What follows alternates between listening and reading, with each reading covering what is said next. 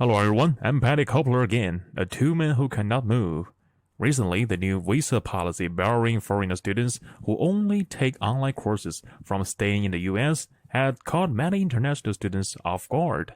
During this pandemic, some are forced to take a gap year, and some others are even unsure whether they could pursue their studies anymore. In view of these, MIT and Harvard University immediately filed a lawsuit against DHS and ICE. Within just 2 weeks, the Trump administration was pressured into reaching a settlement with the universities, formally dropping the new international students visa policy. Indeed, in times of the COVID-19 pandemic, studying abroad literally resembles a frightening roller coaster ride. What's more, international students have to face heavy blows dealt by Trump administration.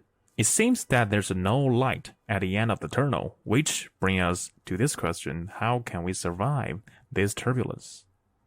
First, we should believe that the U.S. government does not equal the whole of the United States. The current U.S. government, led by the Republican Party, has been tough on immigrants as a whole, with international students ending up as a pals in political conflicts. However, American society, especially its university and their communities, is relatively friendly towards international students. Fortunately, there's always no shortage of well-intentioned voice in American society. Plus, the relatively well-established political system also ensures that the government policies can always be challenged or scrutinized through various channels.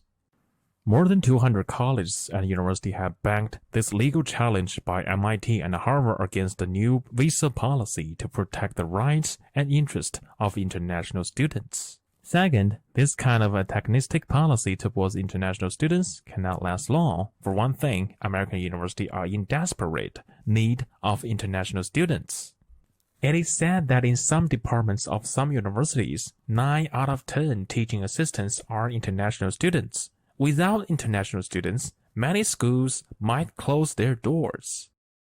For the other, the United States is now in the midst of a 4-year presidential election cycle, and many policies must allow for electoral consideration.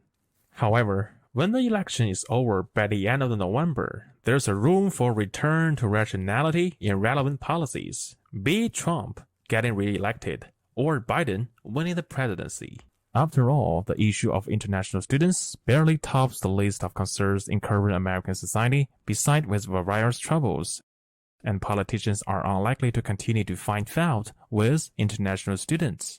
Finally, we will specifically talk about the Chinese international students.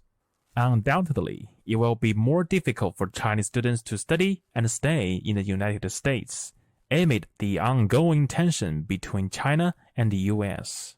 Nevertheless, this is something beyond the control of individuals in this era of great power competition. We, international students, must be psychologically prepared and arrange our academic and professional development properly. Moreover, adjusting our study plan is also a possibility.